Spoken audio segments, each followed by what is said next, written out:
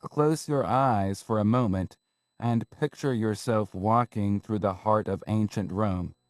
You hear the distant rumble of chariot wheels on cobblestone, the murmur of 1,000 conversations in Latin, the occasional trumpet call from the imperial guards. You see the sun glinting off marble columns, the vibrant colors of togas and market stalls, the grandeur of architecture that still inspires awe 2,000 years later. But what about the smells? We rarely stop to consider that dimension of history, the invisible yet powerful world of ancient aromas. What greeted your nose as you climbed the steps to a Roman temple?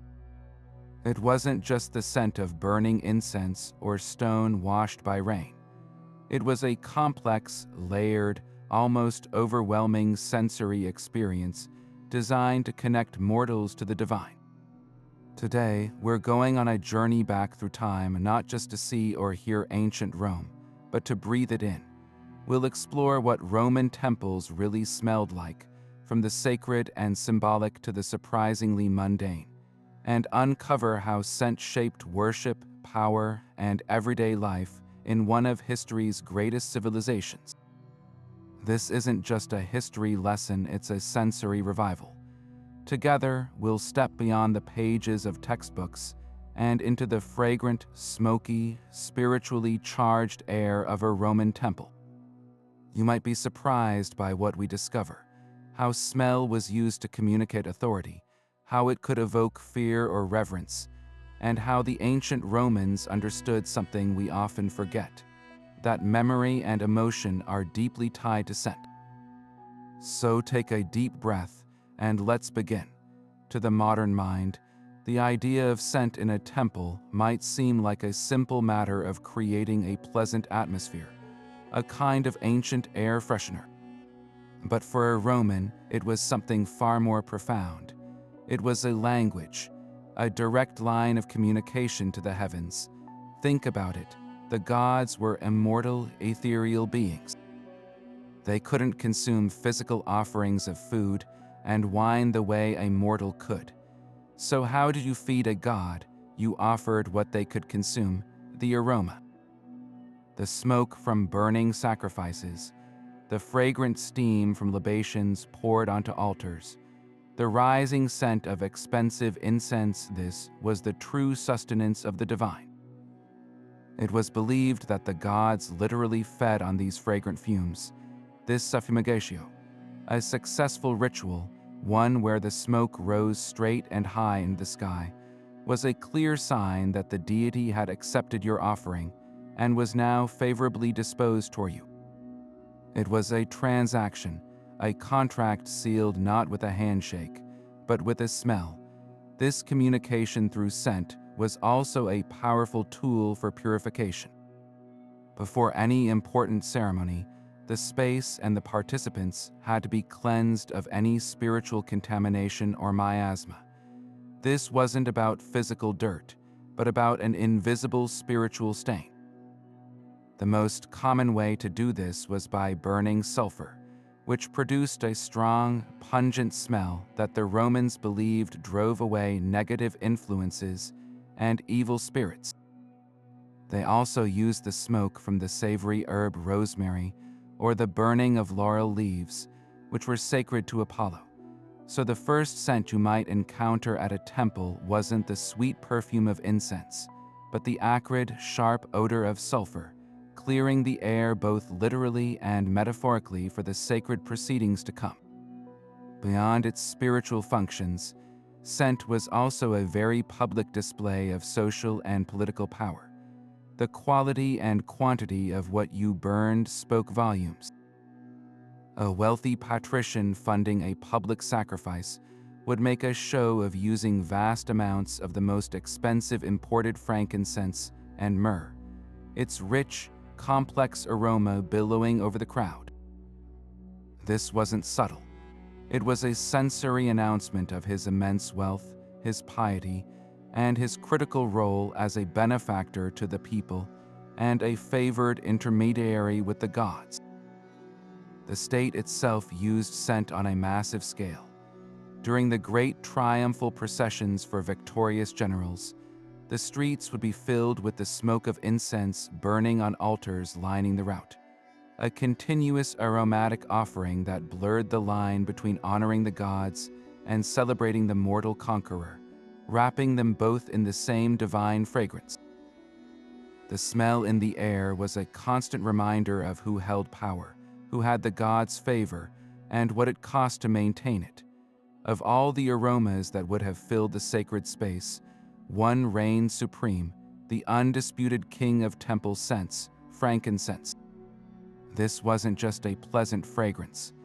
It was a substance of immense spiritual and economic power, so valuable that it was literally worth its weight in gold.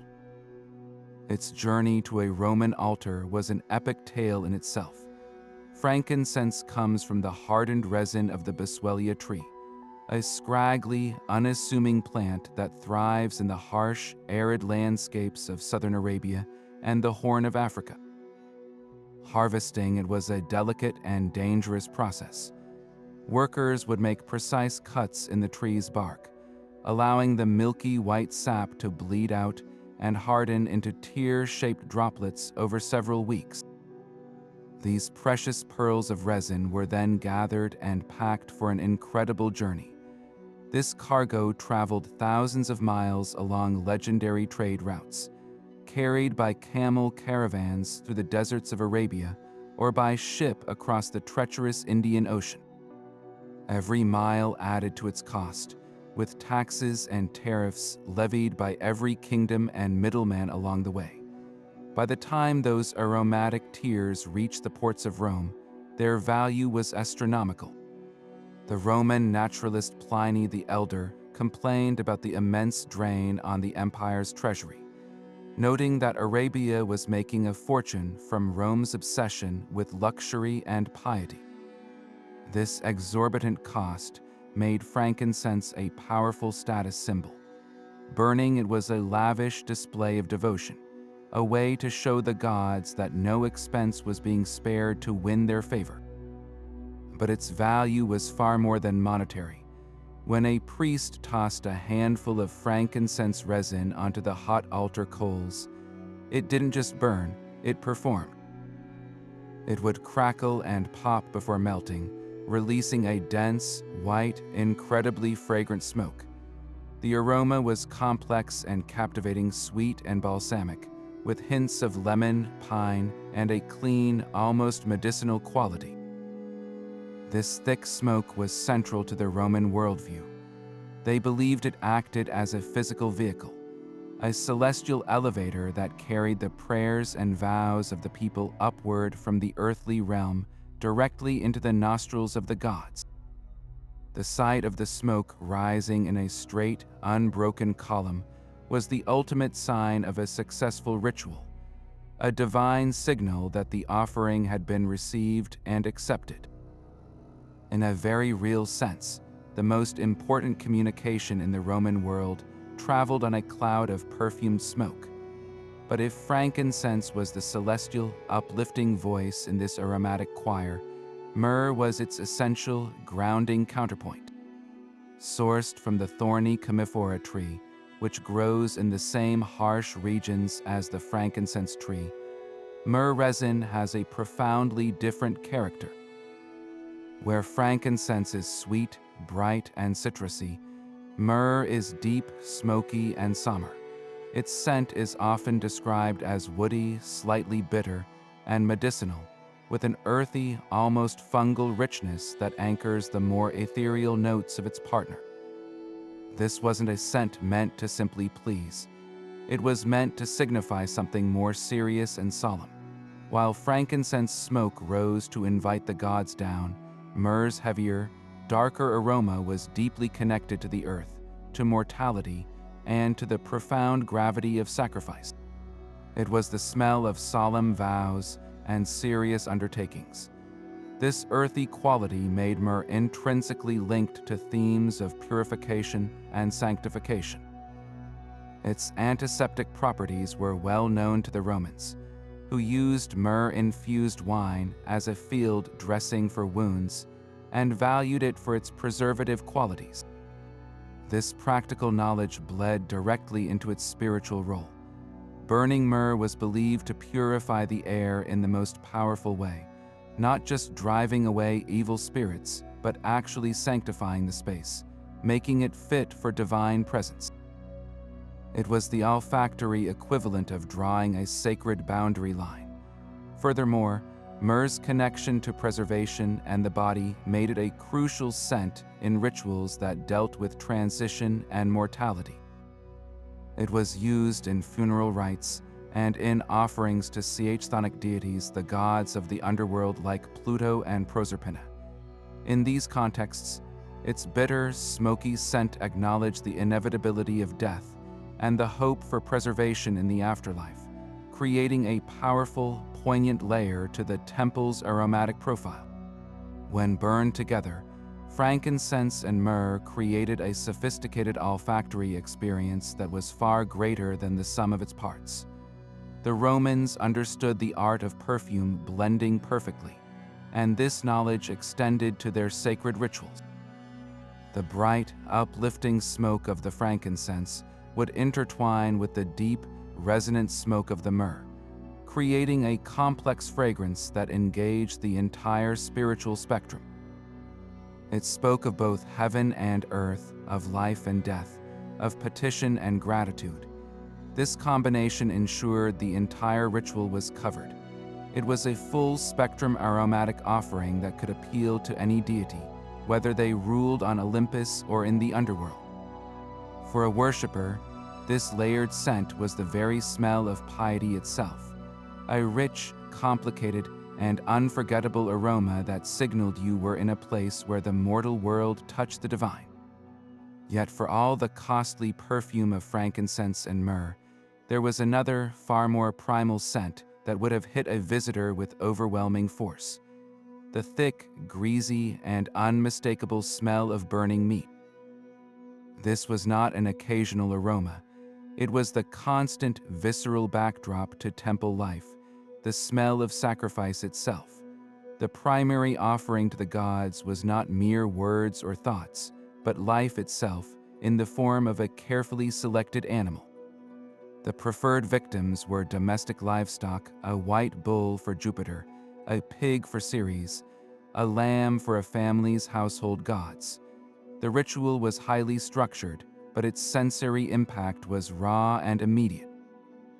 Before the animal was even led to the altar, the air would have been thick with anticipation and the lowing of the terrified beast. Then came the swift, precise blow from the priest's hammer, stunning the creature before its throat was cut. The metallic tang of fresh blood would have spilled onto the stone, a sharp, coppery note cutting through the other smells.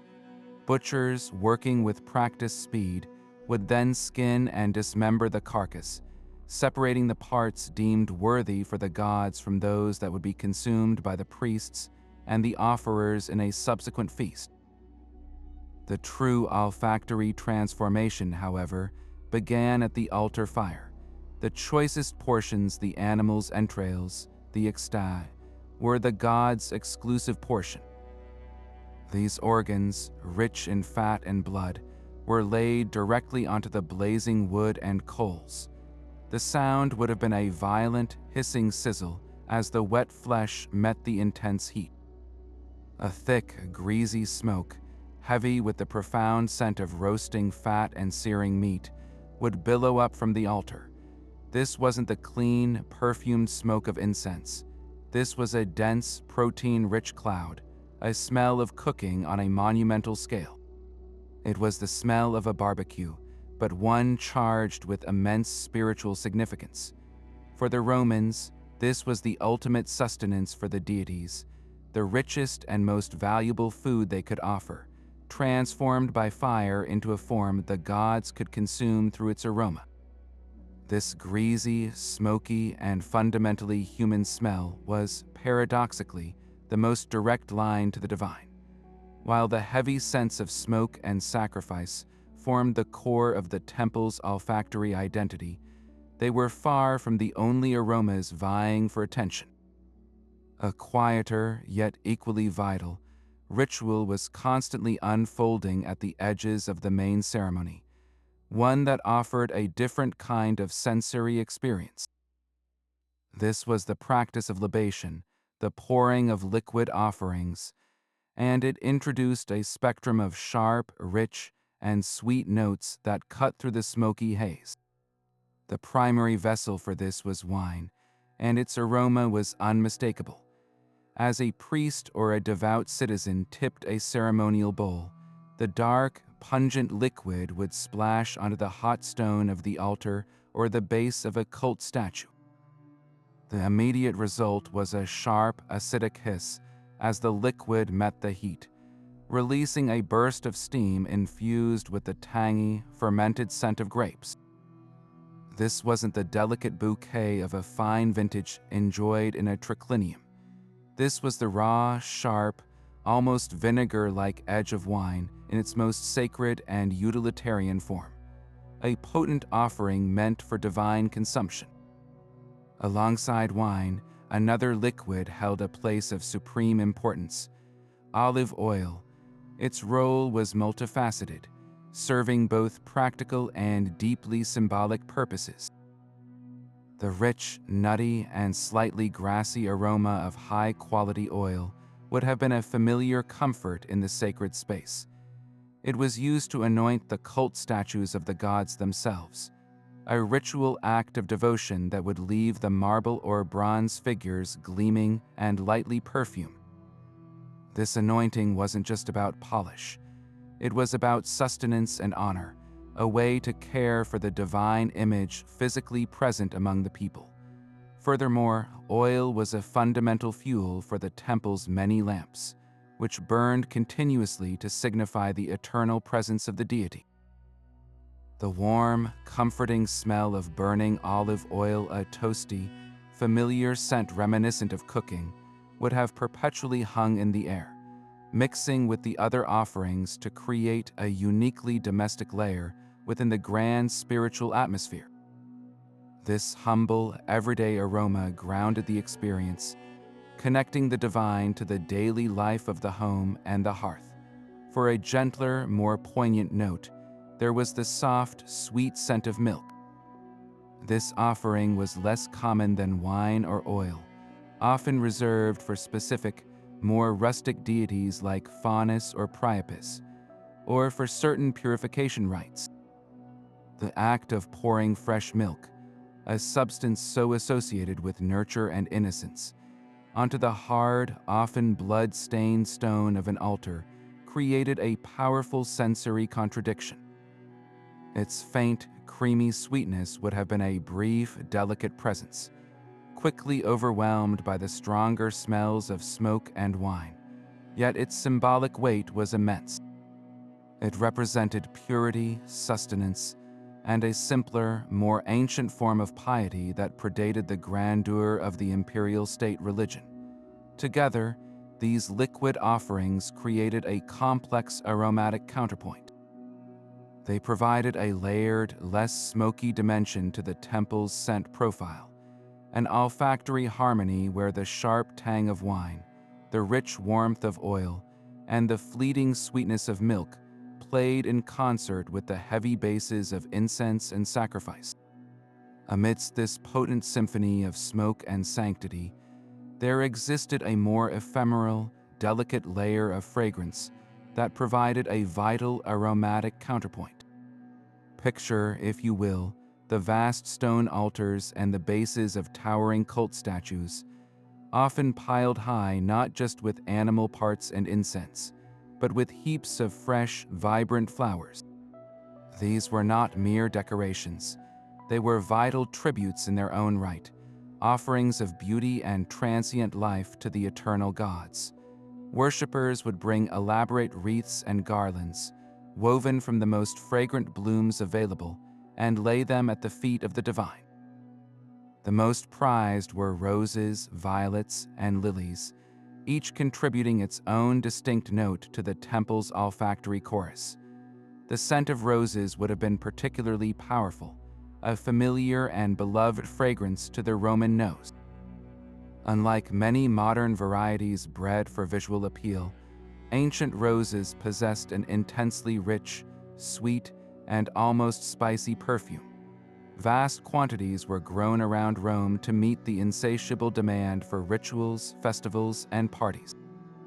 As these garlands warmed in the sun and the ambient heat of the altar fires, they would release their volatile oils, filling the immediate vicinity with a classic floral sweetness that could, for a fleeting moment, dominate the heavier scents of burning fat and resin.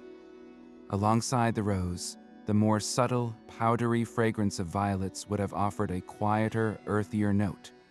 Lilies, with their intoxicating, almost overwhelming perfume, would have added a heady, exotic quality, a scent so strong it could cut through nearly anything.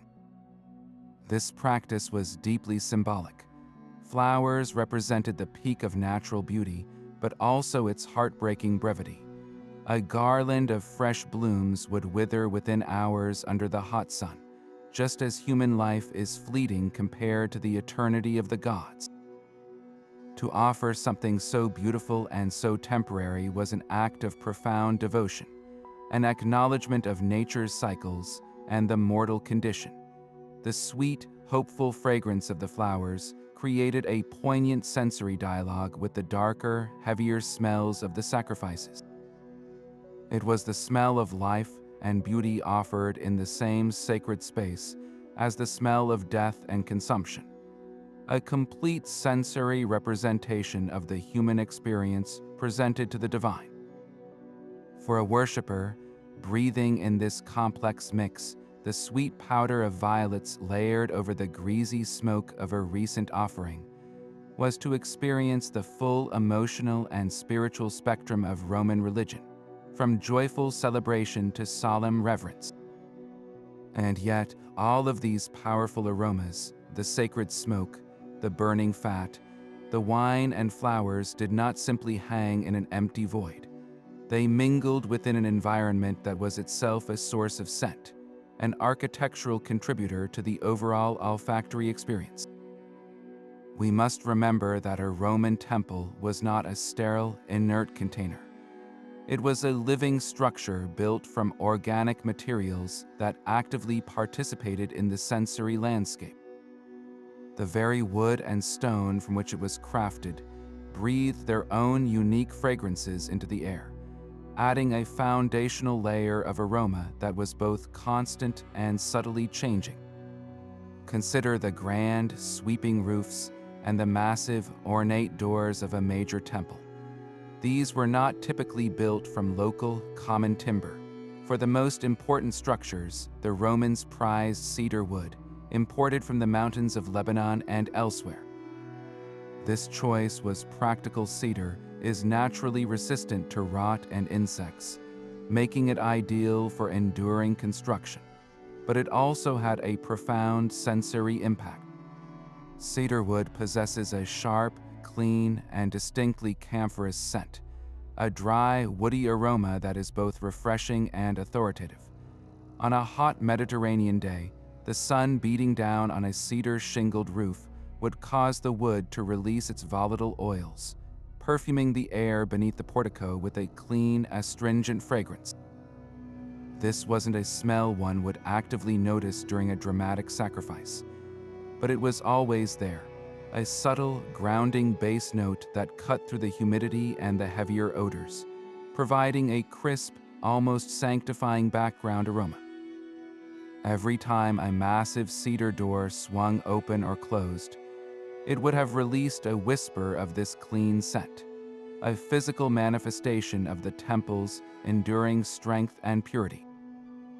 For the countless statues that populated the temple's interior and exterior, the cult image of the deity, the votive offerings from grateful citizens, the decorative figures, a different type of wood was often employed, cypress or pine.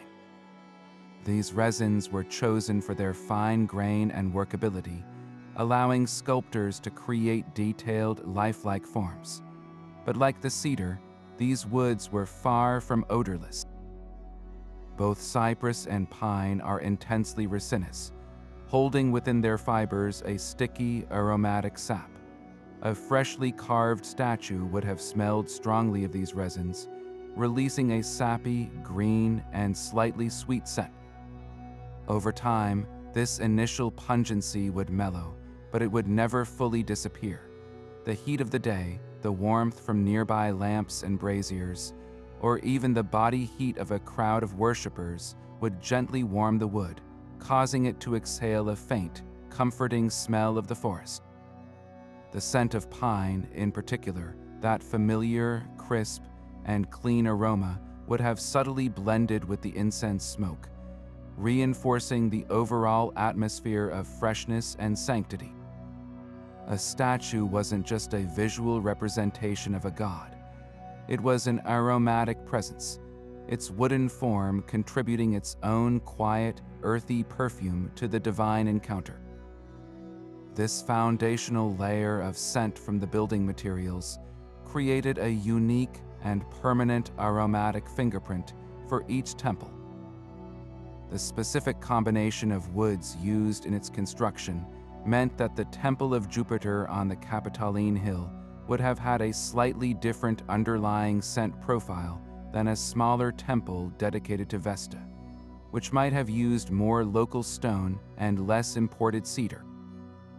For a regular worshiper, this subtle background aroma would have been as much a part of the temple's identity as its visual appearance.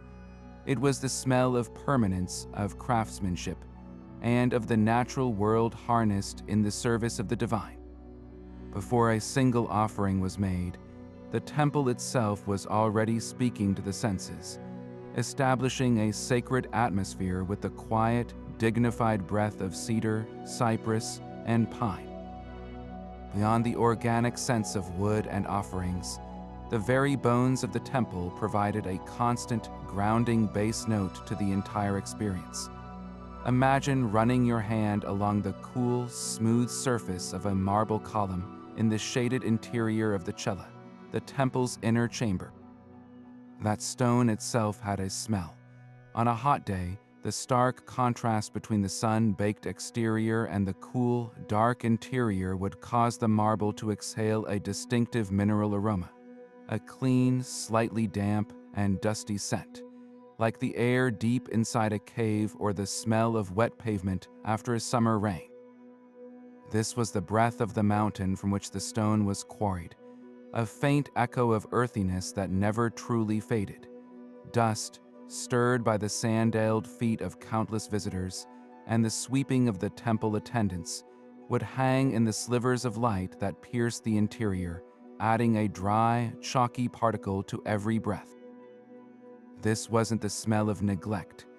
It was the smell of ancient, solid permanence, the olfactory foundation upon which all the other, more volatile scents were layered.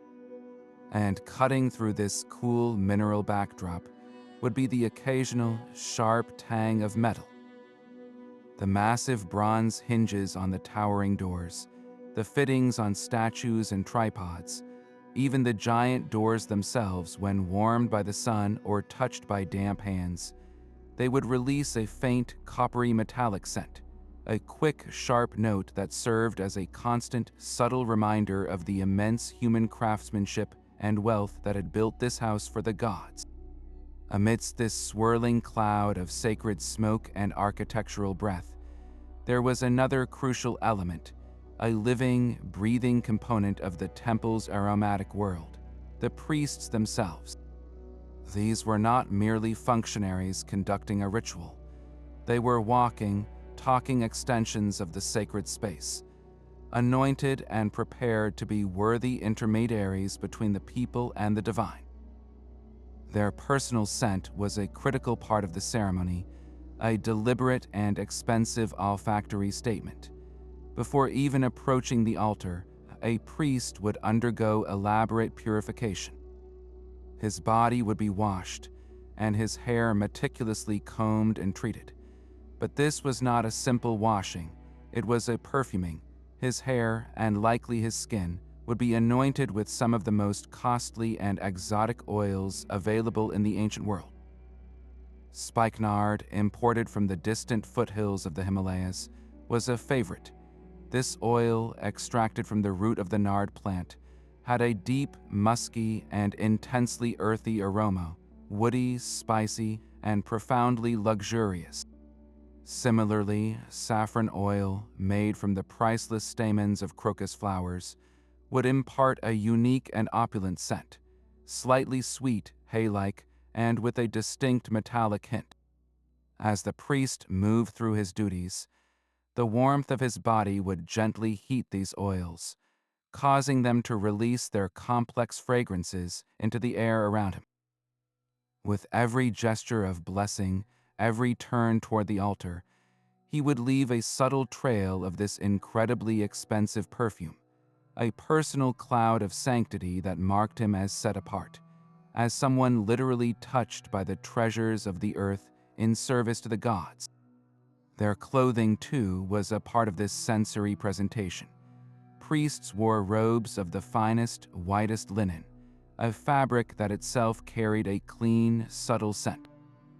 Freshly laundered and meticulously bleached in the sun, these linens would smell faintly of the sun and air, a crisp, simple background note. But they were also stored with aromatic herbs to keep moths away and to infuse them with a pleasant fragrance. The clean, almost starched scent of the linen, combined with the lingering aroma of stored lavender or rosemary, created a fresh and pristine olfactory profile. This clean, herbal scent from their robes would mix fascinatingly with the deep, spicy perfume of their anointed skin and hair. Imagine the sensory impression. As a priest leaned over you to make an offering on your behalf, you wouldn't just smell the smoky temple air. You would catch the intimate, luxurious blend of Himalayan spikenard and sun-bleached linen on his person. This was a calculated effect. It communicated purity, wealth, and divine favor in a way everyone could understand without a single word being spoken. The priest's very presence was a testament to the power and reach of Rome, able to command the most exotic fragrances for its sacred servants, ensuring that every sense was immersed in an atmosphere of impeccable, awe-inspiring reverence. Now, let's layer in the most vital and perhaps most overlooked component of this entire aromatic experience: the people. A temple was not a silent, empty museum. It was a vibrant, crowded, and very human space. The air wasn't just filled with the sense of ritual. It was thickened by the rich, earthy, and undeniable aroma of the congregation itself. Picture the crowd packed into the temple's forecourt, a cross-section of Roman society from the highest senator to the lowest freedman. Each person brought their own personal scent signature, a complex mix of their daily life, their diet, and their social standing, all blending together into a potent human backdrop against which the sacred drama unfolded. The most pervasive smell would have been that of wool. The Roman toga, that iconic symbol of citizenship, was a heavy, cumbersome garment made of woolen cloth. On a warm day under the Mediterranean sun, the heat and the press of bodies would cause the wool to release its natural lanolin-rich scent, a warm, slightly greasy, and vaguely animalistic odor, not unpleasant but distinctly organic. This was the baseline smell of the Roman people en masse, the scent of the crowd itself. Intertwined with this was the undeniable tang of human sweat. There was no modern deodorant, no climate control. The physical exertion of simply getting to the temple, combined with the heat and the emotional intensity of the ritual, meant that the air would have been humid and carried the sharp, salty scent of perspiration from 1,000 bodies. This wasn't considered offensive in the way we might think of it today. It was simply the smell of humanity, of a community gathered together. Then came the breath. The Roman diet was pungent, rich with garlic, onions, leeks, and fermented fish sauce known as garum. These strong flavors were not just enjoyed, They were believed to have medicinal properties, but they left their mark. In a crowded space, as people chanted, prayed, or spoke to their neighbors, their exhalations would have carried the distinct, sharp notes of these foods. The smell of garlic, in particular, would have been a common thread, a humble, everyday aroma that spoke of home kitchens and simple meals, a stark and grounding contrast to the exotic perfumes burning on the altar. Amidst this earthy melange, there were also attempts at personal adornment. The wealthier citizens, the patricians and equestrians, might have been anointed with the same expensive imported oils as the priests, a hint of spikenard or saffron cutting through the crowd. But for the average person, perfume was a much more modest affair. They might use cheaper, locally produced pomades and scented oils made from roses, mint, or rosemary. These wouldn't have the lasting power or complexity of the elite fragrances. They would be simpler, brighter scents that quickly faded, mixing with the wearer's own natural odors to create a unique, fleeting perfume.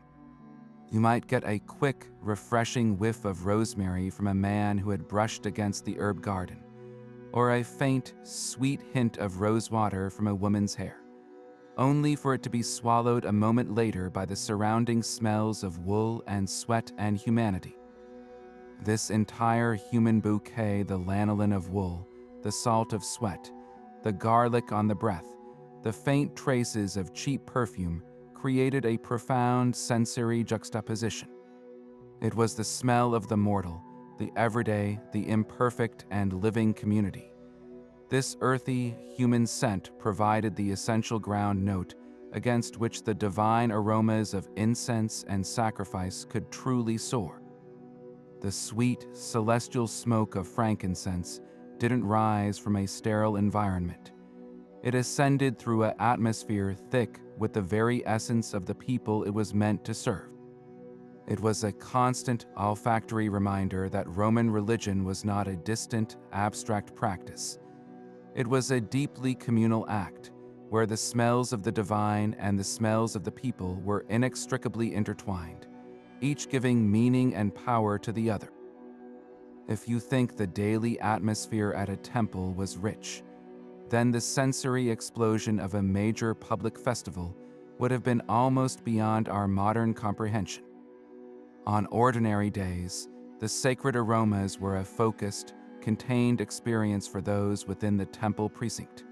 But during the great celebrations, the Saturnalia, the Ludi, the Perilia, the entire city of Rome itself became one giant, open-air temple.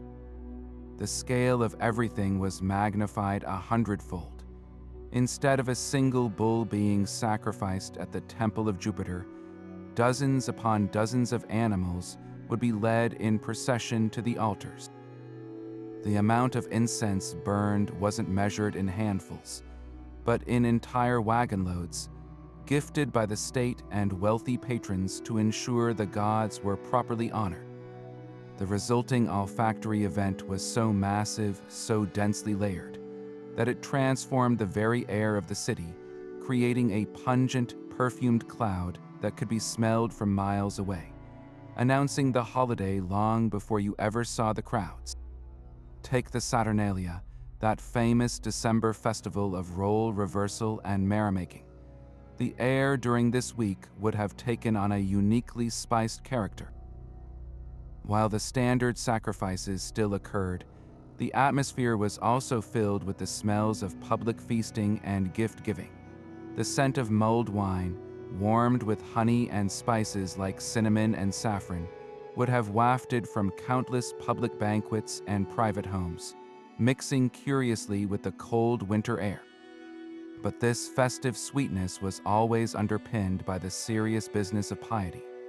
The scale of the sacrifices required to ensure a good coming year was immense, meaning the familiar smell of wood smoke, searing fat, and roasting meat was exponentially stronger, a constant, greasy reminder that even in celebration, the contract with the gods was paramount.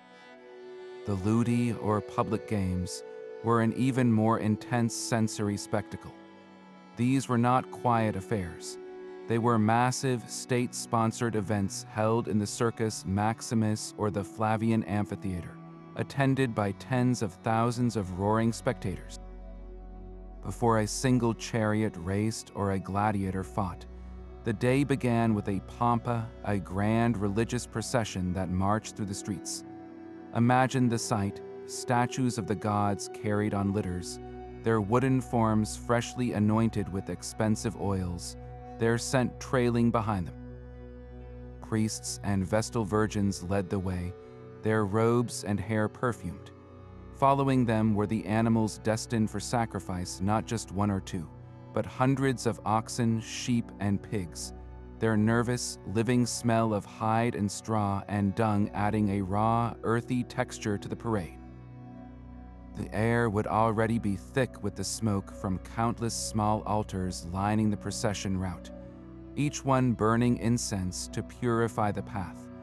Then came the main event at the temple or the arena's own altar.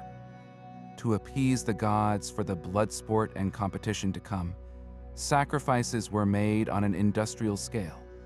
The historian Dio Cassius records that for the inaugural games of the Colosseum, over 9,000 animals were sacrificed. The amount of frankincense and myrrh burned would have been staggering, a veritable mountain of resin tossed onto the flames. The resulting column of smoke would have been visible across the entire region, a perfumed signal fire of Roman piety and power. The aroma would have been a complex, overwhelming layering of scents. The bright, citrusy punch of vast quantities of frankincense, the deep, smoky undertone of myrrh, and the inescapable, protein-rich smell of blood and burning fat from a near-continuous slaughter. This was not a subtle fragrance. It was an aggressive, all-encompassing olfactory blanket that settled over the entire city, a smell so potent it would have clung to hair and clothing for days, a lasting sensory souvenir of the spectacle. And for the people in the stands, this sacred smell was their constant companion. The smoke from the central altar would have drifted over the crowds, meaning that as you cheered on your favorite team or watched the gladiators below, you were simultaneously breathing in the very essence of the ritual. The thrill of the games was therefore inextricably linked to the smell of divine appeasement. The roar of the crowd, the thunder of hooves, the metallic clash of weapons, all of it was set against this profound, smoky backdrop. The scent told you that this was not mere entertainment. It was a religious obligation, a vital act of civic duty that pleased the gods and ensured the continued fortune of Rome. To smell that immense sacrificial aroma was to understand, on a visceral level, the high stakes of the event. It marked the day as truly extraordinary, setting it apart from the mundane rhythm of daily life with an unforgettable, overwhelming sensory signature. While the grand state temples were defined by the overwhelming aromas of blood and exotic perfume, one sacred space in the Roman Forum offered a profoundly different, yet equally vital olfactory experience: the circular Temple of Vesta. Here, the sensory signature was not one of dramatic public sacrifice, but of quiet, perpetual domestic care. The air was not thick with the greasy smoke of burning entrails, but with the clean, comforting scent of a hearth fire that was never allowed to die. This was the home of the Vestal Virgins, the 6 priestesses entrusted with guarding the eternal flame, the very soul and security of Rome. To enter this space was to step away from the masculine, political world of state religion and into a realm that smelled powerfully, reassuringly of home. The dominant aroma was that of pure, well-tended fire. Unlike the smoky, fat-laden altar fires elsewhere, Vesta's hearth was fed with the best, driest wood, likely oak or beech, which burns with a relatively clean, bright flame. The scent would have been a crisp, dry wood smoke, a familiar and comforting smell that spoke of warmth, safety, and sustenance. There was no acrid sulfur here for purification. The flame itself was the ultimate purifier.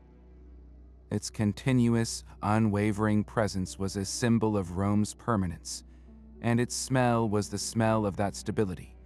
It was the olfactory equivalent of a constant, gentle hum in the background of Roman life, a scent so fundamental it was probably taken for granted until the terrifying thought of its absence. Intertwined with this clean wood smoke was another, more tantalizing domestic fragrance, the smell of baking bread.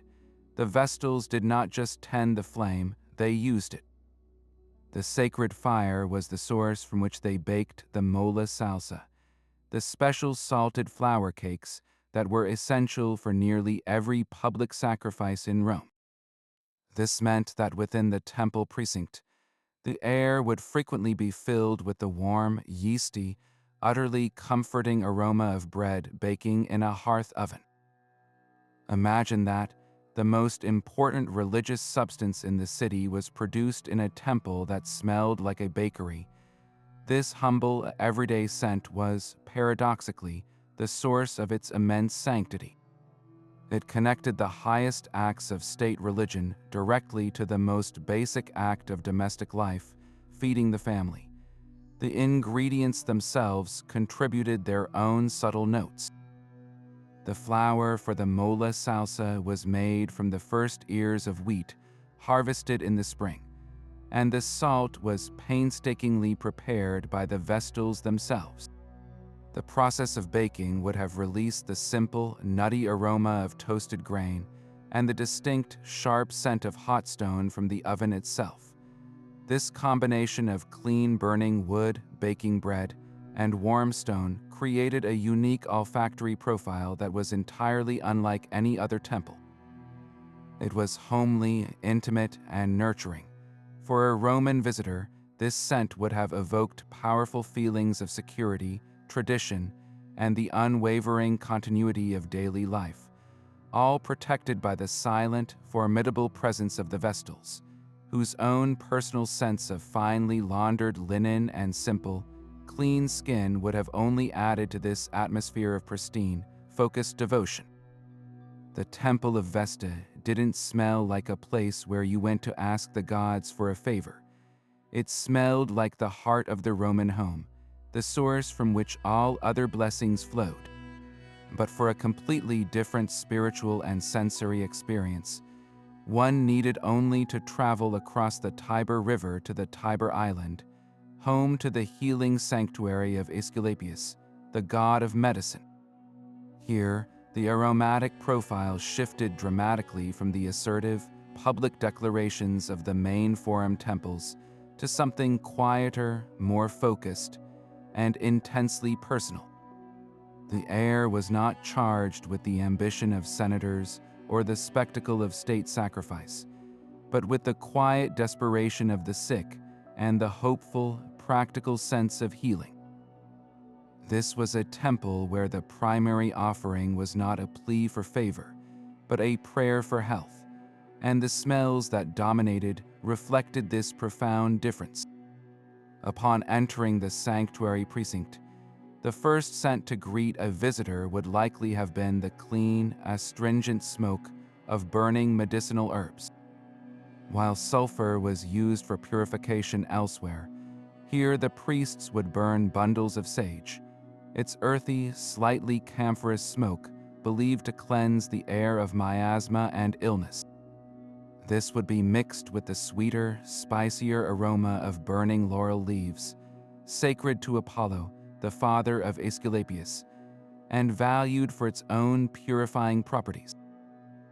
The most common note, however, was probably the refreshing, crisp scent of mint.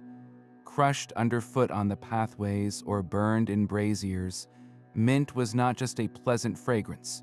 The Romans well understood its antiseptic qualities. Its sharp, clean aroma would have cut through the heavier, more unpleasant odors of sickness, immediately signaling that this was a place of cleanliness and remedy. This herbal smokiness created a constant, low-level atmosphere of purification. a therapeutic haze meant to prepare both the body and the spirit for the healing to come. The true heart of the sanctuary's smell, however, was the pungent, complex aroma of the clinic itself. This was not merely a place of prayer. It was an ancient hospital where practical medicine and divine intervention worked hand in hand. Patients would often stay for days or even weeks, sleeping in dormitories adjacent to the temple in the hope that the god would visit them in a dream with a diagnosis or cure. During their stay, they were treated with a variety of therapies that each contributed their own powerful scent to the air. The most common was the smell of brewing medicinal herbs. Large pots would be constantly simmering over fires, releasing steamy, bitter clouds filled with the gassy scent of fenugreek for respiratory ailments, the sour tang of vinegar and honey infusions for wounds, or the deeply earthy, unpleasant smell of valerian root used as a sedative. This was the smell of the pharmacopoeia, the practical work of healing happening in real time. Equally present was the thick, greasy scent of poultices and salves. These medicinal plasters, applied directly to wounds or aching joints, were made from a base of animal fat or beeswax, which itself has a faintly sweet, waxy smell when warmed by the skin. Into this base, healers would mix powerful ingredients like crushed garlic, known for its antiseptic properties, creating a pungent, savory odor that would cling to patients and priests alike. Myrrh, so solemn in other temples, was used here for its proven analgesic and anti-inflammatory effects, its bitter, medicinal scent blending with the other treatment aromas. The air in the treatment areas would have been a dense cocktail of these smells: the bitter steam from brews, the savory, garlicky odor of poultices, and the clean, astringent base of burning mint and sage. It was a smell of intense, focused effort, a testament to the Roman blend of ritual and practical science. For the patients lying in the abaton, the dream hall, these medicinal smells were the last thing they experienced before sleep. They were literally breathing in the treatment, the boundary between aroma and medicine completely blurred. The hope was that the god would work through these very scents, that the cleansing smoke of sage and the healing vapor of a boiling potion would guide Aesculapius to them.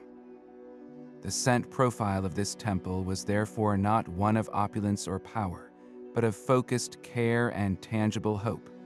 It was a humbler, more intimate symphony of smells, where the goal was not to impress the gods with expensive smoke, but to invite their healing power through the practical, pungent, and purposeful aromas of remedy.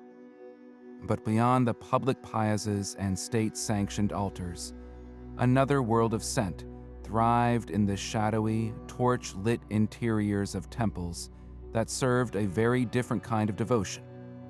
These were the mystery cults, spiritual movements that offered a more personal, ecstatic, and exclusive path to the divine.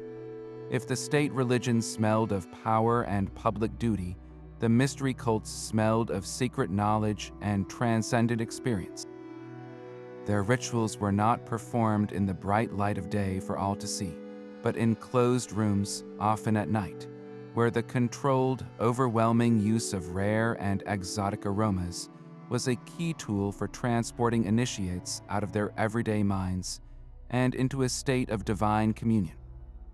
The goal was not just to communicate with the gods, but to become one with them, and they used scent as a direct pathway to achieve this.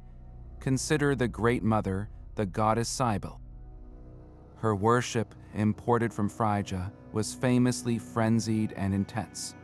Her priests, the Galli, were known for their ecstatic dances and rituals that could involve a state of divine possession. The atmosphere in her temple was deliberately engineered to be overpowering, a sensory barrage that helped break down the initiate's ordinary consciousness. While frankincense and myrrh were used, the real olfactory stars here were far more exotic. Ancient sources tell us that one of the most prized substances was costus root, also known as pachuk. This wasn't a sweet resin but a root from the Himalayas, and its scent was something wholly other. When burned, costus released a profoundly animalistic, musky aroma, earthy, leathery, and with a distinct, almost goat-like pungency that was both repulsive and fascinating. This was not a smell designed to be merely pleasant. It was a smell meant to be primal, to tap into something ancient and wild within the worshipper, mirroring the untamable nature of the goddess herself. Combined with the frenetic beat of drums and the clashing of cymbals, this intense, animalic smoke would have helped induce the trance-like states for which her cult was known. Alongside costus, another star player in the mystic arsenal was cinnamon. To the Roman nose, this was not just a kitchen spice. It was an incredibly rare and costly bark from the distant, almost mythical land of Sri Lanka. Its scent profile was the polar opposite of costus. When burned, cinnamon releases a warm, sweet, and intensely spicy smoke, with a sharp, piercing quality that feels both stimulating and comforting. In the context of a mystery rite, this warm, inviting spice would have created a feeling of being welcomed into a secret, fragrant embrace, while its exotic origin reinforced the idea that you were accessing knowledge from the very edges of the known world. The combination of these two, the animalic wildness of costus and the warm, spicy embrace of cinnamon, created a complex push-pull dynamic in the air. It was an aroma that simultaneously spoke of the untamed wilderness and the precious treasures of civilization, a perfect metaphor for the cult's promise to tame the wild human spirit and reveal its divine core. For the cult of Isis, the Egyptian goddess whose worship spread throughout the Roman Empire, the aromatic approach was different but equally deliberate. Her rituals were known for their elaborate pageantry and strict codes of purity, but they also promised personal salvation and a direct relationship with the goddess. The smells in her temples were less about frenzy and more about transporting the worshipper to another place entirely, to the banks of the Nile. The most sacred incense used in her rites was called kaifi, a legendary Egyptian compound incense that was far more complex than simple frankincense. Recipes for kaifi varied, but they could include a mesmerizing blend of ingredients: honey, wine, raisins, myrrh, frankincense, cinnamon, and a host of other aromatic roots and resins. The process of making it was a ritual in itself, taking days and involving specific prayers sung during the mixing. When this complex mixture was burned, it didn't produce a single, clear note. It released a layered, evolving, and almost hypnotic fragrance. The initial scent would be sweet from the honey and raisins. Then the warm spice of cinnamon would emerge, followed by the deep, resinous base of myrrh and frankincense. It was a slow-burning, luxurious smoke that filled the temple with a scent unlike anything in the Roman world. For an initiate, breathing in kaif, I was like breathing in the essence of ancient Egypt, itself mysterious, complex, and eternal. This wasn't just an offering. It was an environmental world-building tool. It marked the Temple of Isis as a place set apart, a little piece of Egypt on foreign soil, and its unique, enveloping scent was a direct sensory line to the ancient wisdom and magic the cult claimed to protect. In the dim light, surrounded by statues of animal-headed gods and the sound of the sistrum rattle, the smell of kaifi would have been the final, convincing detail that you had truly left Rome behind and stepped into the realm of the goddess. The incredible aromas that filled a Roman temple did not simply appear by magic. They were the final, fragrant product of one of the most extensive and expensive logistical operations the ancient world had ever seen. To truly appreciate the scent of sanctity in Rome, you have to follow that smell backward, out of the temple, out of the city, across the Mediterranean, and thousands of miles along treacherous desert tracks and stormy sea lanes to its source. The billowing clouds of frankincense and myrrh were not just offerings to the gods. They were the ultimate symbol of Roman economic power, a sensory testament to the empire's vast wealth and its insatiable appetite for the exotic. This entire economy of smell began in the remote, arid landscapes of southern Arabia, a region the Romans called Arabia Felix, or Happy Arabia, precisely because of the immense riches its fragrant exports generated. Here, in what is now Oman, Yemen, and parts of Somalia, the scraggly Boswellia and Commiphora trees thrived in the harsh conditions. Harvesting their precious resin was a skilled, generations-old craft. Workers would make precise incisions in the bark, allowing the milky sap to bleed out and harden over weeks into the translucent tears that were so highly prized. This raw material was then gathered and prepared for its epic journey to the distant markets of Rome. The overland route was the stuff of legend, the incense road. This was not a single highway, but a network of caravan trails crossing the formidable emptiness of the Arabian desert. Camel trains, sometimes hundreds of animals long, would be loaded with sacks of resin and guarded by experienced desert tribesmen who knew the location of every scarce water hole. The journey was fraught with danger, from roving bandits and extreme temperatures to sudden sandstorms that could bury a caravan alive. Every mile added to the cost, as local kingdoms levied heavy taxes and tariffs for safe passage. By the time this precious cargo reached the Nabatean capital of Petra, a city that grew immensely wealthy as a middleman, its value had already multiplied many times over. From the Arabian ports like Qana and Masha, the sea route offered another avenue, though it was no less perilous.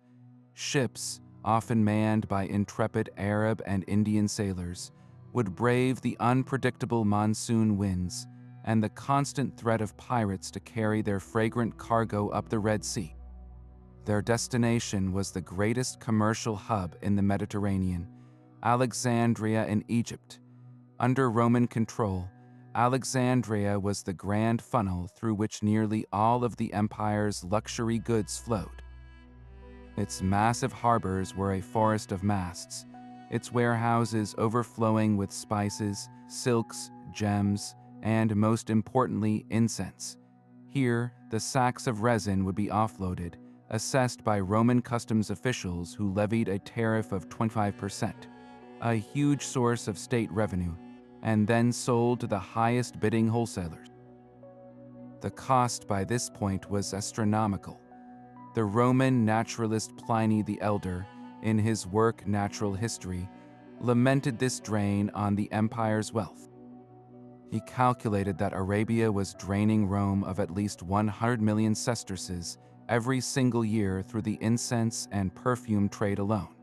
To put that in perspective, a common soldier earned about 900 sesterces a year. A wealthy senator's entire estate might be valued at a few million. The price of frankincense was literally worth its weight in silver, and myrrh could be even more expensive. This made the merchants who specialized in this trade, known as thymiamatarii or incense dealers, some of the wealthiest non-aristocrats in the empire. They operated on razor-thin margins of enormous volume, supplying not only temples, but also the homes of the elite and the public baths. For the Roman state and its wealthy citizens, this exorbitant cost was not a drawback, it was the entire point. Burning vast quantities of these imported aromatics was a public performance of immense wealth and global reach. When a general funded a triumph and ordered incense to be burned at altars lining the entire processional route, he was making a sensory declaration. Look, and smell, what my conquests and my wealth can provide for the people and the gods. The dense, perfumed smoke was proof that Rome could command the resources of the entire known world, transforming the treasures of distant, mysterious lands into a fleeting cloud of divine favor. The smell in the air was the smell of money, power, and an empire so confident it could literally set its fortunes on fire. To truly understand why the Romans filled their temples with such powerful and specific aromas, we need to step into their world not just physically, but conceptually. How do they perceive smell itself? Their understanding of olfaction was a fascinating blend of keen observation, practical knowledge, and deeply held beliefs about the nature of reality, all of which shaped their sacred sensory environment. Unlike our modern scientific view of smell as simply molecules binding to receptors, the Romans saw scent as something far more dynamic and potent, a physical substance that could directly influence the body, the mind, and the very soul. Ancient Roman writers and thinkers left us a rich, if sometimes contradictory, body of work on this very subject. The great encyclopedist Pliny the Elder, in his monumental natural history, dedicates significant attention to aromatics, detailing their sources, properties, and uses. For Pliny and his contemporaries, smells weren't just pleasant or unpleasant sensations. They were tangible, airborne particles with real physical power. They believed that when you inhaled a scent, you were quite literally taking a part of that substance into your body. This concept is crucial. It explains why the smell of burning meat was considered the actual consumption of the offering by a god, and why inhaling the wrong kind of air was thought to be so dangerous. This led to a fundamental, binary categorization of smells that governed much of Roman life. On one side were the bona odoris, the good smells. This category included the expensive imported incense like frankincense and myrrh, the fragrance of sacred herbs like laurel and rosemary, the smell of baking bread from Vesta's hearth, and the perfumes used by the elite. These good smells were not merely agreeable, they were considered actively beneficial. They could purify corrupted air, drive away malevolent spirits, elevate one's mood, attract good fortune, and even restore physical health. The smoke from a sacrifice, rising straight to the heavens, was the ultimate good smell, a conduit for prayer and a signal of divine acceptance.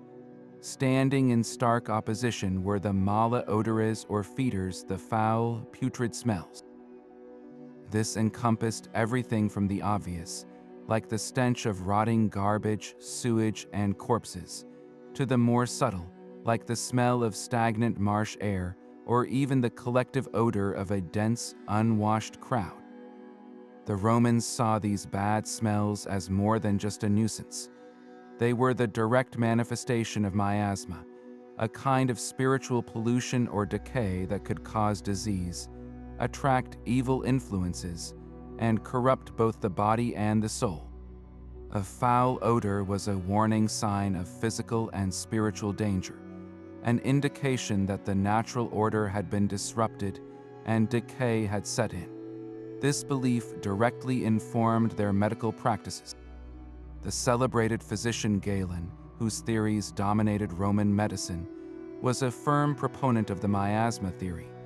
He and other doctors believed that epidemics like the plague were spread through foul air or miasma, emanating from swamps, graves, and other unclean places. The strong, pungent smells of substances like sulfur and garlic were therefore not just symbolic. They were seen as medicinal weapons.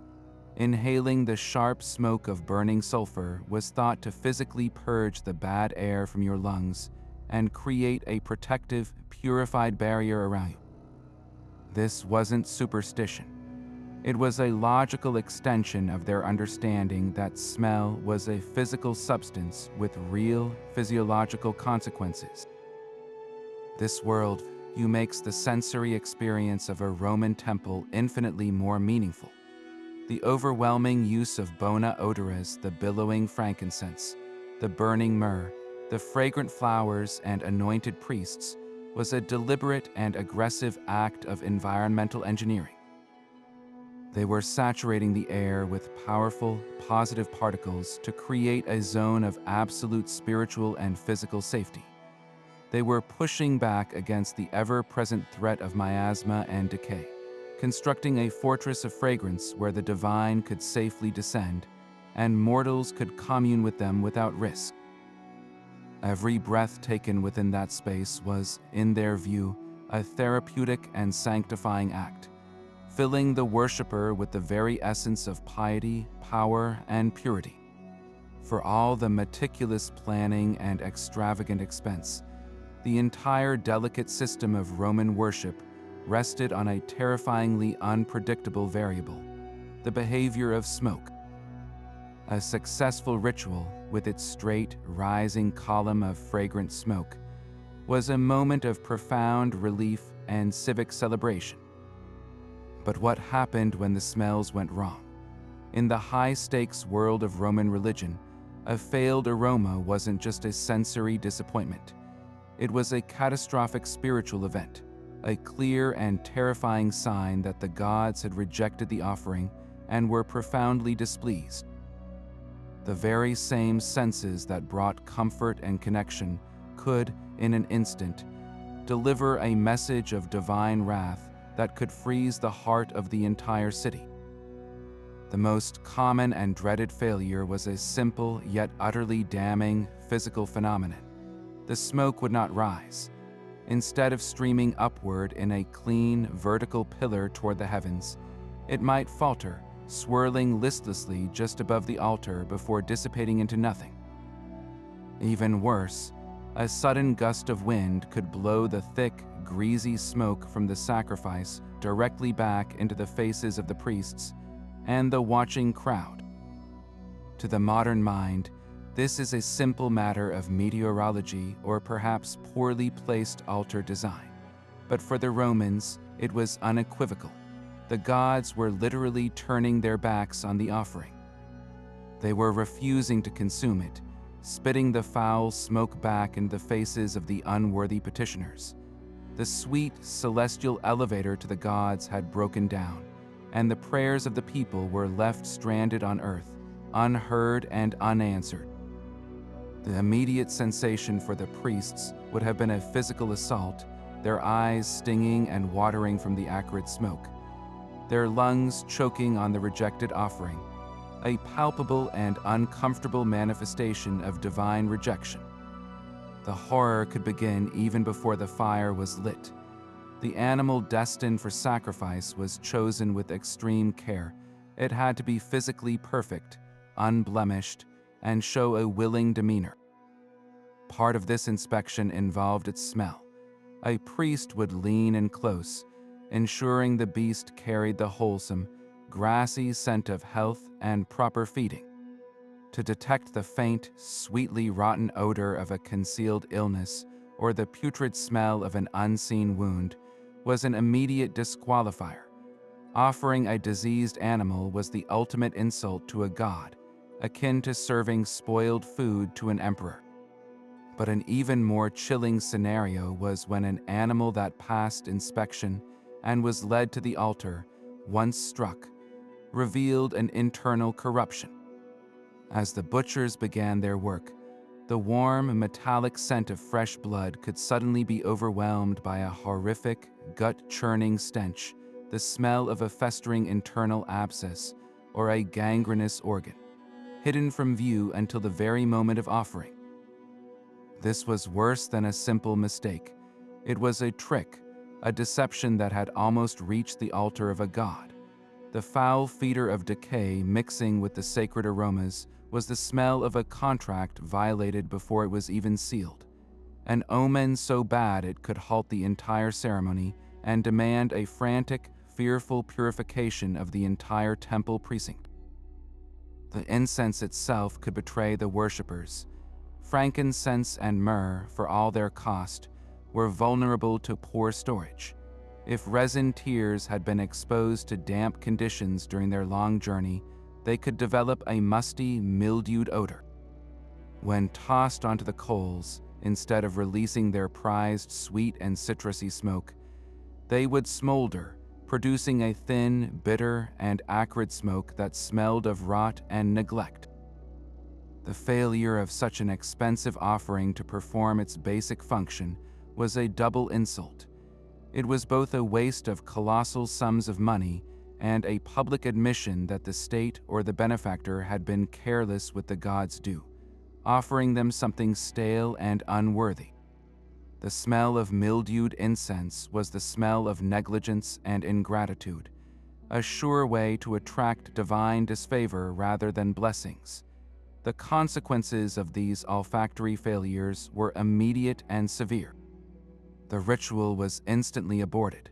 The presiding priest, his face likely pale with fear, would declare the signs video tainted or flawed. There was no trying again with the same materials. The entire offering was contaminated. The sacrificial animal, even if mostly healthy, would be utterly destroyed, its carcass discarded outside the city limits as unclean, its smell of wasted potential now a literal pollutant. The entire temple area would be subjected to an emergency purification. This wasn't the standard pre-ritual cleansing with a bit of sulfur. This was a full-scale aromatic assault to drive away the clinging spiritual pollution of the failed offering. Priests would likely burn vast amounts of pungent sulfur and strong scented herbs like rosemary, creating a suffocating, stinging cloud meant to scour the sacred space clean of the gods' displeasure. But the ramifications extended far beyond the temple steps. In the case of a state-sponsored sacrifice, especially one seeking favor for an upcoming war or the health of the emperor, a failed omen was a public crisis. It sent a shockwave of anxiety through the entire population. Was the campaign doomed? Was the emperor marked for death? The Senate might be convened for an emergency session. The Tiberian books, a collection of sacred prophecies, would be consulted by specialists to determine which god had been offended and what specific actions were required to appease them. The entire city might be ordered to participate in days of additional prayers and sacrifices, a frantic collective effort to regain divine favor. The personal cost for the official who funded the sacrifice could be immense, a devastating blow to his political standing and reputation. In the world of Roman politics, the smell of failed smoke could be the smell of a ruined career. It was a powerful, visceral reminder that for all their engineering might and military conquests, the Romans lived in a world ruled by invisible forces, and the clearest language those forces spoke was the unpredictable and often terrifying language of scent. As the last worshiper departed and the great bronze doors of the temple creaked shut, the sacred space underwent a profound sensory transformation. The vibrant, chaotic symphony of the day began its slow fade into a quiet, resonant hum. The dense, overwhelming clouds of greasy smoke from the sacrifices, which had hung thick in the air just hours before, started to dissipate. No longer fed by fresh fat sizzling on hot coals, the smoke lost its protein-rich weight, its pungent character softening into something gentler, more ghost-like. The sharp, coppery tang of blood spilled on the altar stone began to dry, its metallic edge fading into the background, leaving behind only a faint, rusty scent that mingled with the dust settling on the marble floor. The roar of the crowd was replaced by an almost deafening silence, broken only by the soft footsteps of the temple attendants as they began their work, and the air itself seemed to exhale, releasing the tension of the day's intense spiritual labor. This shift marked the beginning of the temple's most intimate and contemplative phase. The primary source of aroma was no longer the grand, public altar, but the smaller, personal braziers and the countless oil lamps that had burned throughout the day. The smell of burning olive oil changed as the lamps began to gutter out. The warm, toasty, and comforting scent of fresh oil gave way to the sharper, more acrid odor of overheating clay lamp casings, and the faintly unpleasant smell of charred, spent wicks. Each dying lamp released a final puff of this bitter smoke, a signature of conclusion that added a new layer to the evening's complex perfume. The grand cedar doors, having absorbed the sun's heat all afternoon, now cooled in the evening air, releasing one last gentle whisper of their clean, camphorous scent, a final note of structural purity before the night set in. But the most evocative smell of the temple's closing hour was that of the cooling embers. The great altar fire, which had blazed with such fierce intensity, was now a deep bed of pulsating red coals and white ash, no longer roaring but quietly whispering. The aromatic resins, the frankincense and myrrh, that had been tossed onto the fire in great handfuls throughout the day, were now almost entirely consumed. What remained was not their initial bright, citrusy sweetness or deep, smoky richness, but their ghost, a faint, sweetly acrid perfume that clung tenaciously to every surface. This was the smell of sanctity spent, a holy exhaustion that permeated the still air. It was a complex, almost melancholic aroma, sweet yet sharp, reminiscent of the day's piety but softened by the passage of time. It was the olfactory equivalent of a memory, both powerful and fading. Intertwined with this sacred smokiness was the poignant scent of decay from the day's other offerings. The vibrant, fragrant garlands of roses, violets, and lilies, so fresh and hopeful in the morning sun, now lay wilted on the altar steps or at the feet of the cult statues. Their once intense floral perfume had mutated into a sad, sweet, and slightly fermented odor. The petals, already browning at the edges, released a humid, vegetal scent of death and return, a quiet reminder of the fleeting nature of the beauty and life that had been offered to the eternal gods. This delicate, dying fragrance of flowers blended with the mineral breath of the cooling marble walls and the faint, dusty scent of sandaled feet on stone, creating a somber, reflective atmosphere. For the few priests and attendants remaining in the vast, echoing space, this unique combination of smells was the scent of duty fulfilled. It was the smell of a successful day's communion with the divine, a job well done. They would move through the twilight dimness, their senses bathed in this quiet aftermath, the sweet acridity of cooled embers, the bitter hint of spent lamp wicks, the dying breath of flowers. It was a sensory experience known only to them, a private, sacred epilogue to the public drama of the day. This lingering scentscape was a promise and a reassurance. It signaled that the gods had been properly honored, their share consumed, and that the temple, though closing its doors to the public, remained a vigilant, fragrant heart in the chest of the sleeping city, its sacred fires banked but still holding the potential to blaze anew with the coming dawn. But to fully appreciate the sacred perfume of the inner sanctum, we must step back outside its marble columns and into the bustling, chaotic world of the temple precinct. The transition from the divine to the everyday was not a sharp boundary but a sensory gradient, a gradual immersion into the vibrant, pungent, and thoroughly human reality of urban Roman life. The sacred aroma of frankincense did not exist in a vacuum. It was the brilliant, fragrant peak rising from a much broader and far earthier olfactory landscape. The moment you passed through the temple's monumental gateway, the rarefied air began to change.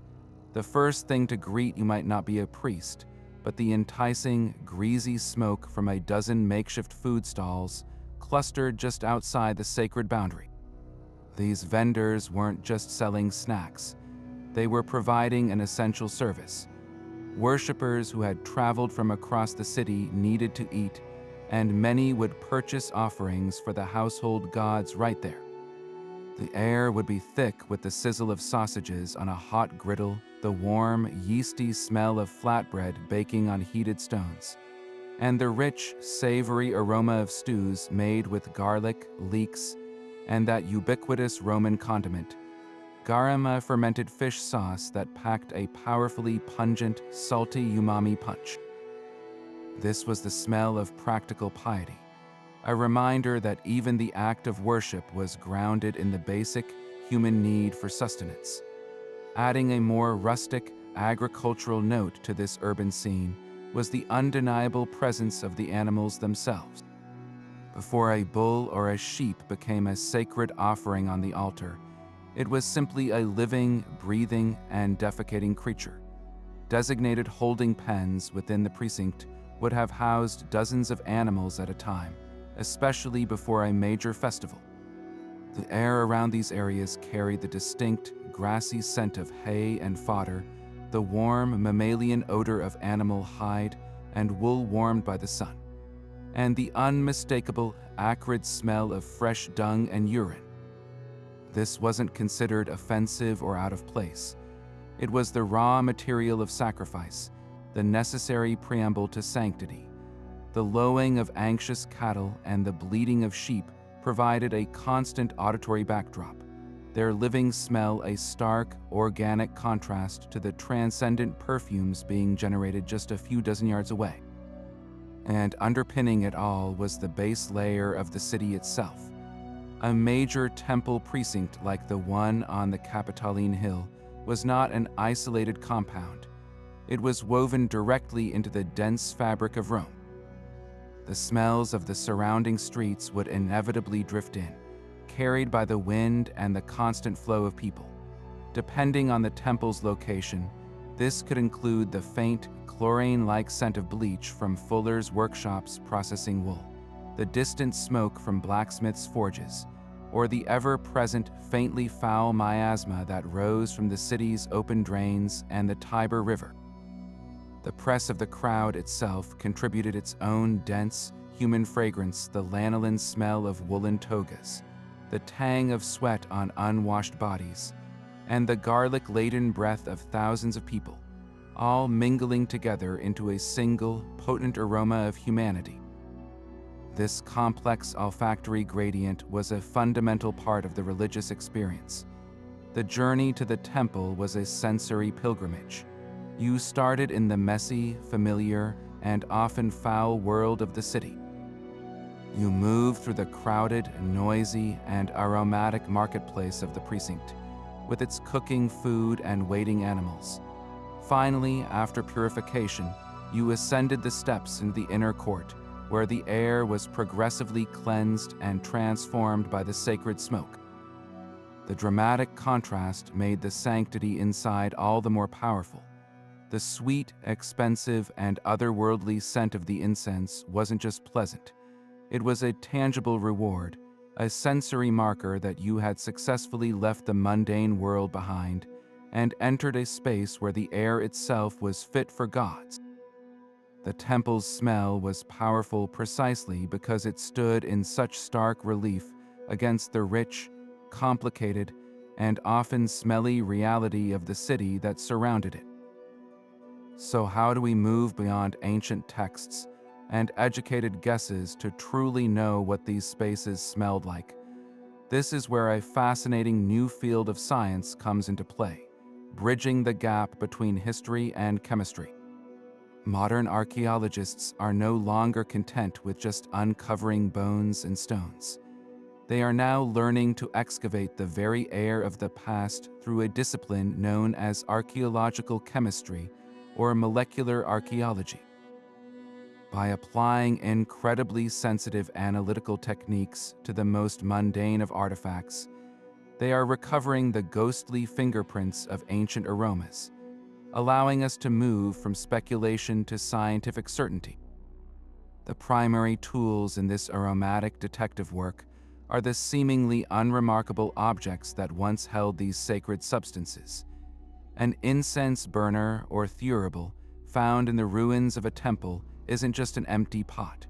Its ceramic fabric is often deeply impregnated with the residues of everything that was burned inside it over decades of use. Similarly, small pottery jars and glass vials that once held perfumed oils can retain invisible chemical traces of their contents, sealed for centuries.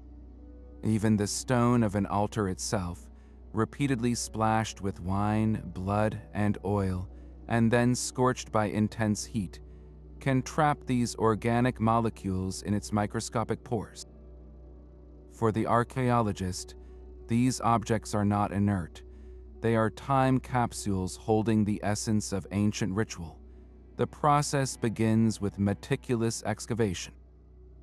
When such an artifact is discovered, it is now handled with the same care as a forensic sample, often placed in a sterile, airtight container to prevent any modern contamination. Back in the laboratory, researchers use a technique called gas chromatography mass spectrometry, or GCMS. This process is like giving the artifact a precise and incredibly sensitive nose. A tiny sample, sometimes just a few milligrams of dust scraped from the inside of a vessel, is carefully heated. This heating causes any remaining organic compounds to vaporize. These vapors are then separated by the chromatography column, which acts like a racetrack where different molecules travel at different speeds. Finally, they enter the mass spectrometer, which smashes the molecules into fragments and weighs them, creating a unique chemical fingerprint that can be identified by comparing it to a vast database of known compounds. The results can be astonishingly detailed. It's one thing to read Pliny's description of frankincense. It's another to find its specific biomarker compounds, like incensol acetate, locked in the wall of a 2,000-year-old burner. Analysis of residues from jars in Pompeii has confirmed the presence of myrrh, with its distinctive chemical signature.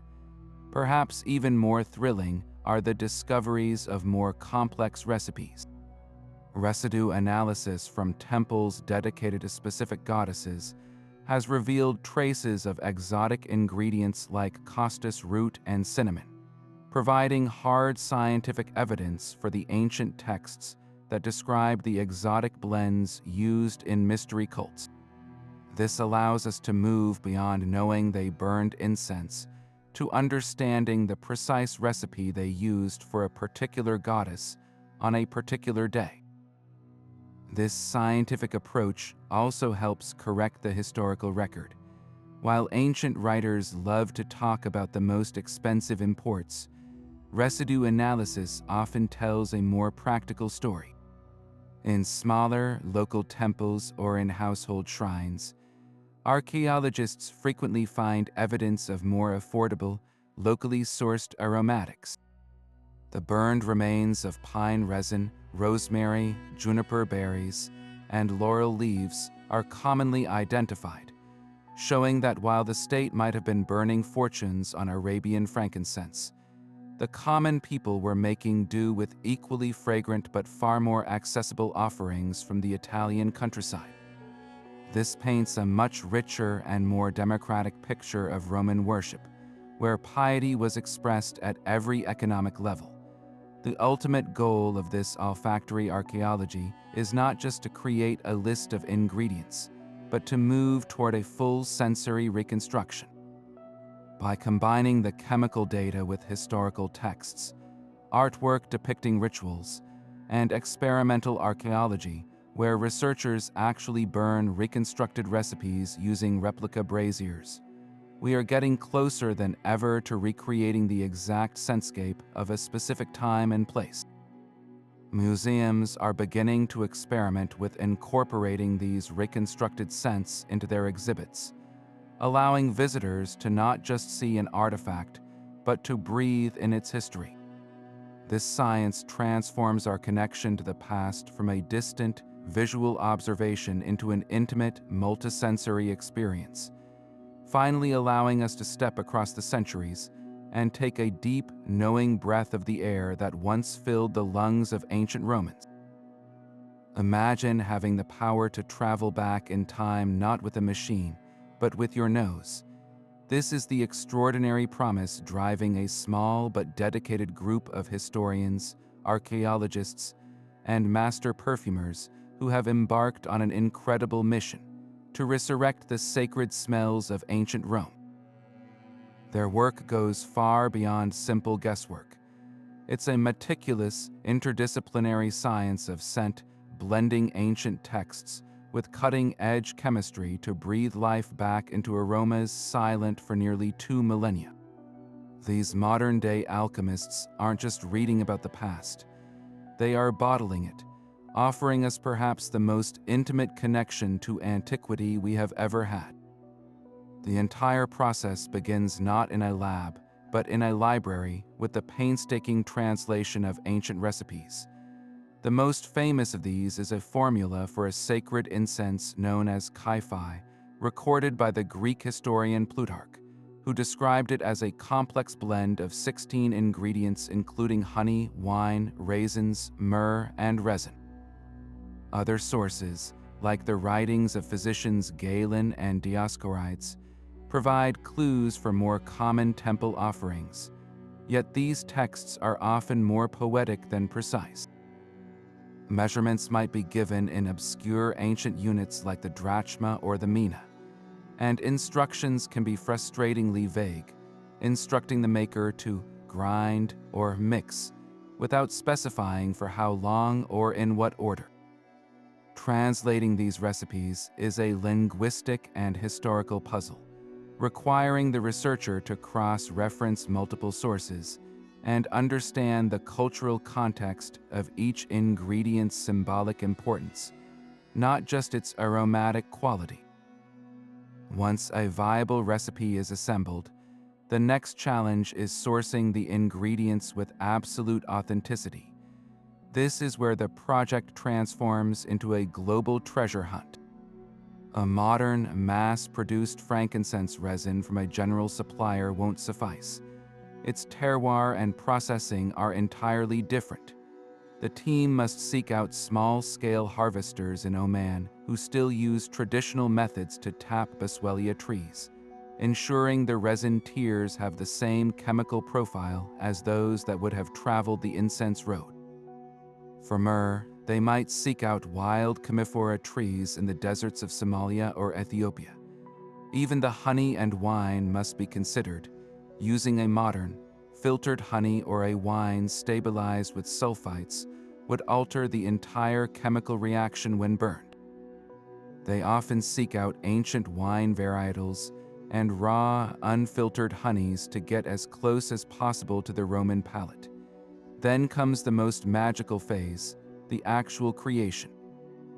In workshops that resemble a cross between a scientific laboratory and an ancient apothecary, the ingredients are prepared according to the precise, often ritualistic, instructions. Hard resins are ground by hand in a stone mortar and pestle, releasing their ancient fragrances into the modern air. Dried herbs are carefully crumbled. The honey and wine are warmed gently and slowly mixed with the dry ingredients to form a thick, fragrant paste. This mixture is then left to ferment and mature for days or even weeks, just as the ancient texts prescribe. The creators often speak of this process with a sense of reverence. It's not just mixing, but a form of listening, waiting for the ingredients to meld and transform into something entirely new, something that hasn't existed for centuries. The moment of truth is the burning. A small amount of the recreated incense is placed on a hot charcoal disc in a replica thurible. The creators then lean in not just as scientists, but as sensorial time travelers, awaiting the first puff of smoke. The reports from these experiments are often filled with surprise. Many expect the dominant note to be the familiar church-like smell of frankincense, but the reality is far more complex and challenging. One team recreating Kai-Fi described an initial wave of sweet, almost wine-like fruitiness from the fermented raisins and honey, which was then quickly overtaken by a deep, smoky, and profoundly earthy character from the myrrh and resins. It wasn't merely pleasant, it was potent, multifaceted, and strangely medicinal. Another common observation is the sheer intensity and longevity of the smoke.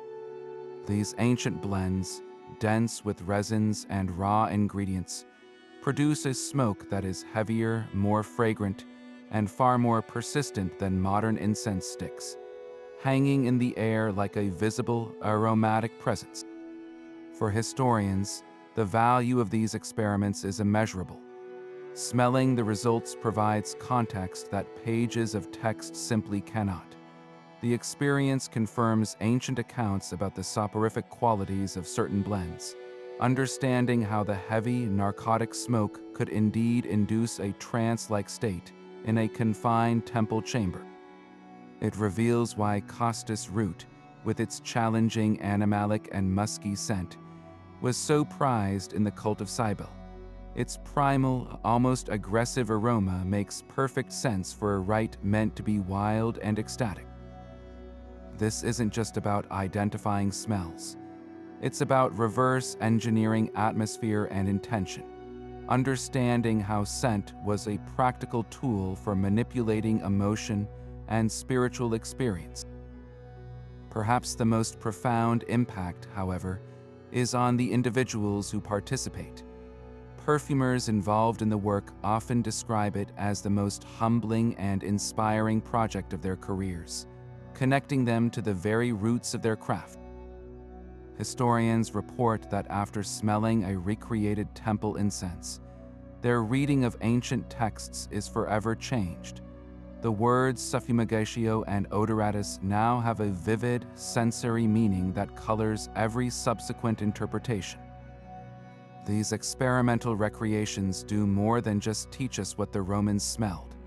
They provide a direct, unmediated, and breathtakingly personal bridge across time, allowing us for one fleeting moment to breathe the same air as a Roman priest and understand, on a gut level, the power they wielded with nothing more than fire and fragrance.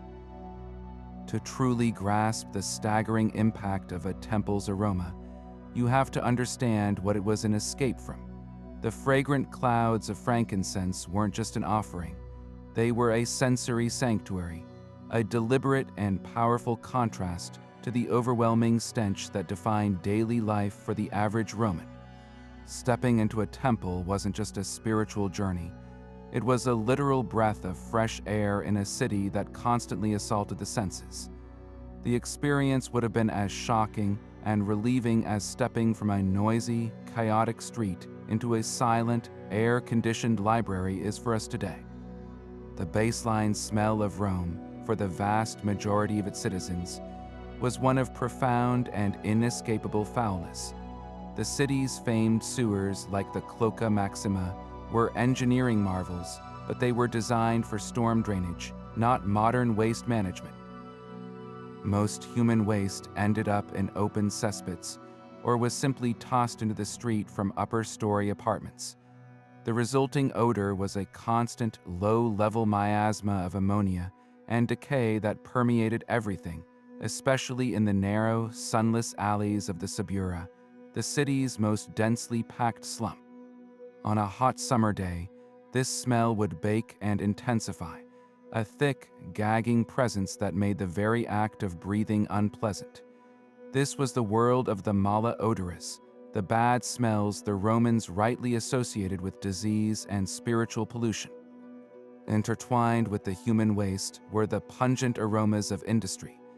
A walk through any commercial district would be a jarring olfactory tour. You'd pass the tannery, where animal hides were cured in vats of human urine, releasing an eye-watering, acrid stench. Next might be the reek of the fullery, where clothes were cleaned in pots of stale urine and trampled underfoot. The ammonia fumes so strong that fullers were often depicted holding cloths over their noses. The air near the Tiber River could often carry the putrid smell of rotting fish from the garum factories, where millions of small fish were fermented for months to produce the ubiquitous, pungent sauce. And everywhere there was the smoke of countless blacksmith forges, cook fires, and lime kilns, adding a gritty, sooty layer to the already foul air. This wasn't an occasional nuisance. It was the permanent olfactory background of urban existence. Even the crowded public spaces offered little respite. The Roman baths, famous for cleanliness, had their own distinctive smell, not of soap and steam, but of the heavy, greasy scent of olive oil used for scraping dirt off the skin, mixed with the sweat of hundreds of bathers and the mineral tang of the water itself. The Grand Circus Maximus, while offering thrilling entertainment, would have smelled overwhelmingly of its star performers. The warm, musky scent of horse manure, the nervous sweat of the charioteers, and the collective exhalations of 250,000 spectators packed together under the sun. Every public gathering, from the markets to the courts, was infused with the dense, humid smell of humanity, the lanolin of unwashed wool togas, the garlic on the breath of the person next to you, the sharp tang of sweat. There was no escaping the collective human aroma. This is what made the temple's atmosphere so extraordinary. Crossing its sacred boundary, the pomerium, was like stepping into another world. The thick, foul urban air was violently and deliberately purged, first by the sharp, cleansing burn of sulfur smoke used for purification. Then it was systematically replaced. The endless, expensive clouds of frankincense and myrrh didn't just add a pleasant smell. They actively fought and conquered the city's stench. The sweet, citrusy smoke was a physical barrier, an aromatic fortress wall that kept the miasma of the outside world at bay. For a Roman, this was not a metaphor. They believed they were literally breathing in purified, holy air, particles of sanctity that protected their body and soul. The psychological impact of this transition cannot be overstated. For a few precious moments, a citizen accustomed to the smells of sewage, industry, and crowded tenements could stand in an environment that smelled only of immense wealth, divine favor, and absolute purity. The temple's air was clean, expensive, and intentionally crafted. It was the smell of power, both imperial and celestial. This dramatic sensory shift made the divine tangibly present in a way that sight or sound alone could never achieve. It was the ultimate sensory proof that you had left the flawed, messy, and often filthy world of mortals behind and entered a space that was truly fit for the gods. The temple's sacred aroma was powerful precisely because it was the absolute antithesis of everything a Roman smelled on their walk to get there. To truly understand the profound impact of a Roman temple, we must stop isolating the individual scents and instead experience them as they were intended, as a complex, overlapping symphony that washed over a worshiper in powerful, emotional waves. Imagine yourself as a Roman citizen, having just climbed the sun-baked steps of a great temple after navigating the pungent streets of the city. Your first sensory encounter isn't with a sight or a sound, but with an aromatic force that feels almost physical. The initial, overwhelming impression is the grand, soaring melody of the sacred incense. This isn't a single note, but a rich chord, a harmonious blend where the bright, citrusy uplift of frankincense soars above the deep, smoky resonance of myrrh. This fragrant cloud doesn't just fill the air, it announces the divine. It's the first and clearest signal that you have left the mundane world behind, a perfumed curtain separating the sacred from the profane. This top note is intentionally magnificent and expensive. a sensory declaration of the power and piety on display, designed to lift your spirits and your prayers upwards.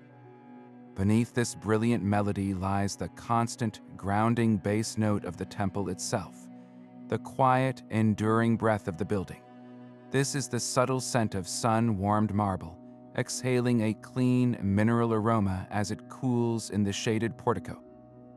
It's the dry, woody whisper of ancient cedar beams supporting the roof overhead, and the faint, dusty scent of sandaled feet on stone floors worn smooth by generations of the faithful. This foundational layer is the smell of permanence and stability, the architectural soul of the space that provides a steady, reassuring hum beneath the more volatile ritual aromas. It tells you that this is a place that has stood for centuries and will stand for centuries more. Then, cutting through this established harmony, come the sharp, startling accents of the ritual itself. A sudden, sharp hiss and a burst of tangy steam as a libation of wine hits the hot altar stone, a bright, acidic note that slices through the smoky sweetness. This is quickly followed by the coppery, metallic tang of fresh blood, a visceral, primal scent that is both shocking and sanctified. These are not subtle smells. They are pungent, aggressive, and unforgettable. They serve as a jarring yet necessary reminder of the solemn, high-stakes transaction taking place, that communion with the gods requires a tangible, physical offering. These sharp accents prevent the experience from becoming merely pretty or abstract. They root it in the stark realities of life, death, and sacrifice. Woven throughout this symphony are the delicate, fleeting solos of more ephemeral offerings.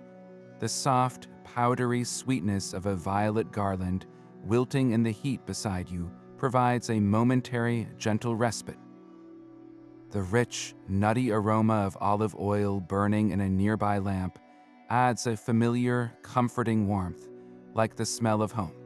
The faint, expensive perfume of spikenard oil from a priest's anointed hair wafts past as he moves by, a brief, intimate hint of sanctity that feels almost like a secret being shared. A worshiper would not process these smells one by one, but as a single, immersive, and evolving sensory experience. The aromatic layers would blend and shift with every movement of the crowd, every shift in the wind, and every new phase of the ritual. One moment, the sweet smoke might dominate.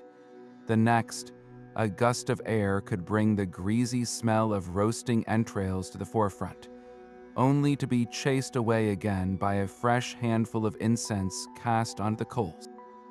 This was not a static atmosphere, but a dynamic, living fragrance that mirrored the emotional journey of the worshiper, building in intensity during the sacrifice, softening during prayer, and leaving a lingering, complex perfume on skin and clothing as a lasting souvenir of the encounter.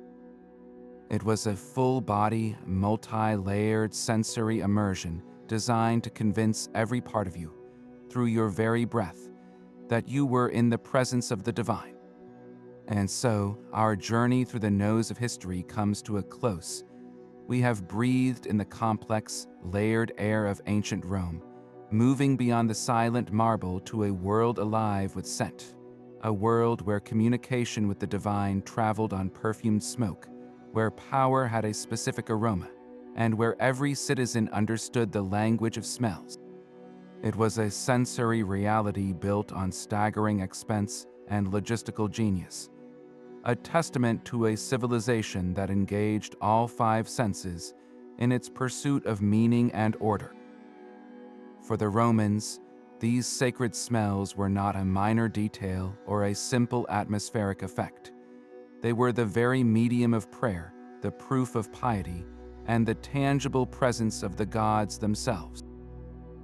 The rich, citrusy cloud of frankincense, the deep, solemn resonance of myrrh, the sharp tang of wine on hot stone, and the greasy smoke of sacrifice, These were the fundamental components of their spiritual and social contract, an olfactory signature of an empire's relationship with the eternal. This exploration invites a deeper reflection, a shift in our own perception of the spaces we inhabit.